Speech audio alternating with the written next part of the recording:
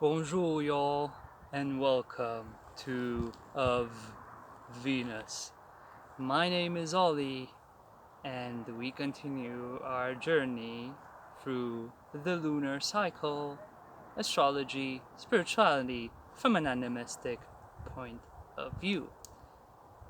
You can get readings with me on the link down below, the calendar link, to get your astrological animist reading, how to understand your own natal lunar phase, how that influences you internally, everything you do, your own modus operandi, and to see to see aspects, to see this sacred art from a more naturalistic lunar phase, and how we can through that integrate all challenges in our mundane life so we can rise to our full potential on every layer of life and reality, from relationships to career to personal development and everything esoteric and occult in between. Oh, welcome everyone.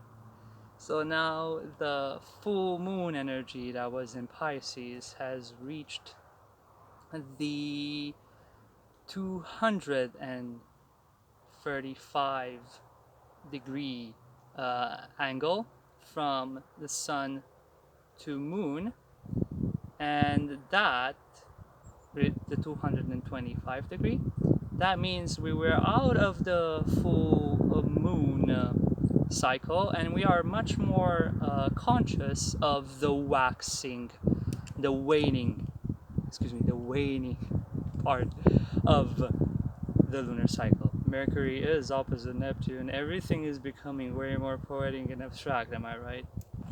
Because there's been 4 days where we work with the full moon, taking a step back, letting everything flower and bloom, and us seeing the absolute perfection in the imperfections that surround us. Now it's time for the disseminating moon in Aries again. We had the last disseminating moon, the waning gibbous, the next lunar phase after the full moon, the sixth phase in the eightfold path. In the same sign last month, so it was at 0 degrees of Aries, the last waning gibbous moon, the disseminating moon, and now it's at the 29th degree of Aries. That's very in particular because we're going to talk about Virgo's relationship to Aries. There's a concept in especially ancient astrology called antisha, and to understand it fully, it's just the quality of light in a season. Basically, the quality of light now at the beginning of September is exactly the same as the quality of light in the beginning of April. Yeah, early spring with late summer, the the absolute photons, the nuances of the numinous presence of the sun is actually very extremely similar in a very subtle way. So this highlights, we say in ancient astrology, Aries is in Antisha with Virgo, Virgo in Antisha with Aries. It is a secret knowing between these signs, fire and earth, which are basically in conjunctions, and they don't understand. Think about fire on earth. What does that mean?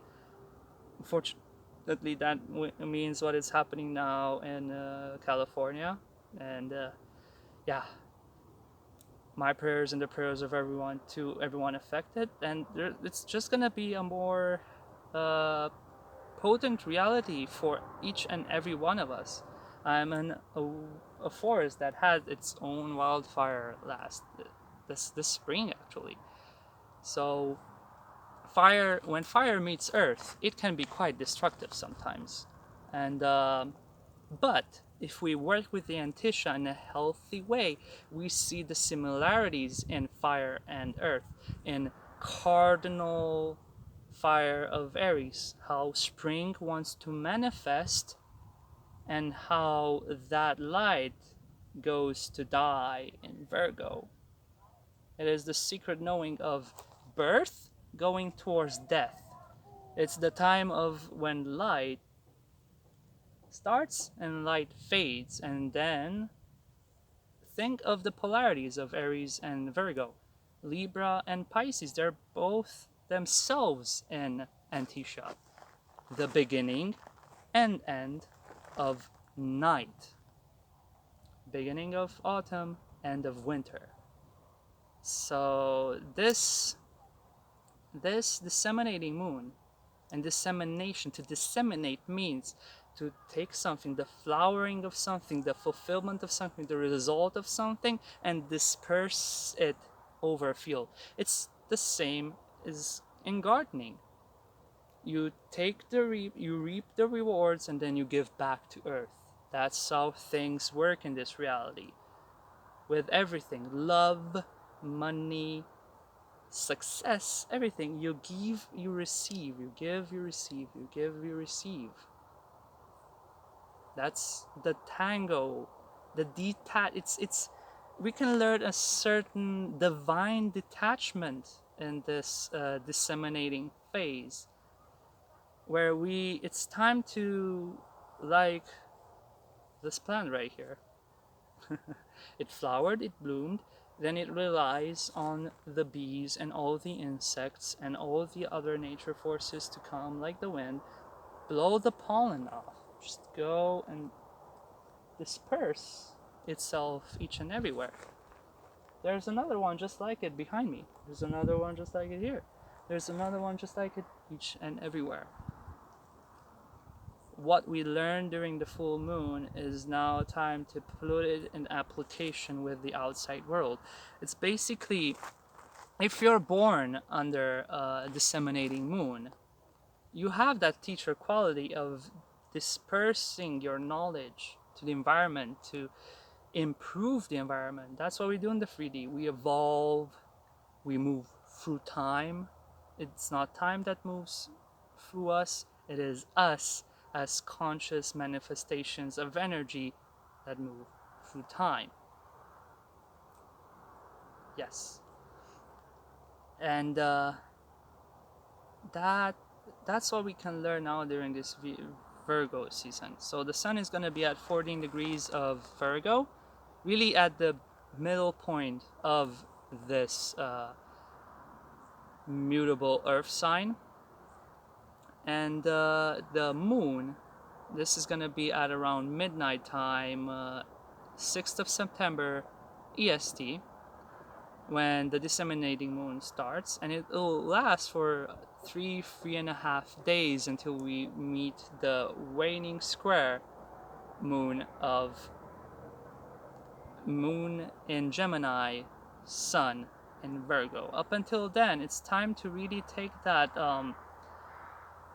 very shapeless, graspless, out there, poetic, unconditional love, boundlessness offered by the full moon, and take it all in, give it shape, give it direction, give it where to apply, give it a road, give it purpose, give it direction, offer it a reward at the end of the day. What are we learning now on this period in our lives? What have we learned right now that we hadn't known the past month, the past year, the past summer? What have we learned since spring happened? What have we cultivated? And what can we teach others so that we can all improve and bloom together? What can we learn? There's another waning, basically the 225th degree from the sun to the moon, any degree that is 225, is A waning gibbous is a waning sesqui-square, which is a square 90 degrees, and then you add another half a square, another 45 degrees. So there's tension with super tension added over it. So we can't. It's a year where a season in our life that is very peculiar, very particular, very extreme, and it won't repeat itself. This is extremely, extremely intense, very specific. It won't happen again for another nearly 1,000 years. What's happening right now, outside and inside. So what have we learned by not getting exactly what we wanted? It's all about Virgo Aries. It's all about our will and exactly what we want. That's what we learned on the full moon, is understanding that everything is actually maybe much more perfect than we first know it is. And how that can be a force of absolute liberation for us to alchemize our individuation process, to co-create in this environment together by not being so goddamn picky, losing our minds. What has our will learned from the blocks, from the tension, from the pressure?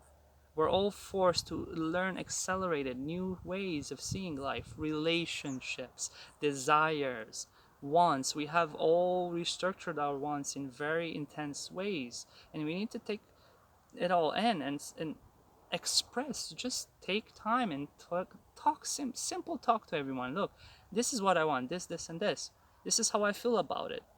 This is what makes me balanced. This is what doesn't make me feel balanced. So just open up.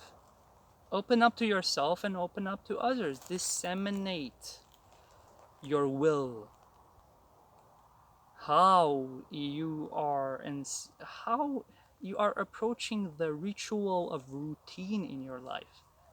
This disseminating moon will happen exactly with Mars right there, nearly stationing retrograde at 28 degrees of Aries. So Mars, our own masculine, our inner masculine for each of us, woman, man, whatever you are, whatever you want to be, we all have the inner masculine. So what are we learning now from not getting exactly what we want, but finding a better way of. It's not about really, we can do better than that. Oh, I can't do that? Okay, I'm gonna do it better. It's about creating your own world right now. Not by being so particular. Oh, this tree isn't exactly 2 inches that way. Oh, this tree is not that. Oh, it's not this. The cloud is not really next to the sun right now to be perfect. That is just a stupid illusion created by nothing, the nothingness inside the mind. So, let's see what has our will learned from the blocks created out from ourselves, from the outer environment. Remember, the outer environment is the inner environment as well. How? How are we here? Why are we here? How can we pivot? And you still have room to breathe if you accept the limits of material reality, the limits of yourself, and surpassing them. You can do better. You can do better. Teach others that they can do better. Help each other alchemize our will for the betterment of all, not just ourselves. I invite you all to honor the early spring in your life, the late summer in your life, the way light just gives in to night without a fuss, without a temper tantrum, right? Summer goes into autumn without drama. We can all do that. We can all learn from nature to do that. You can learn to do that together with me by getting a reading with me. Down below on the link, check it out. Again, thank you for being here, sharing our uh, what's it called? Co-creative, yes, co-creative journey of improvement for the benefit of each other.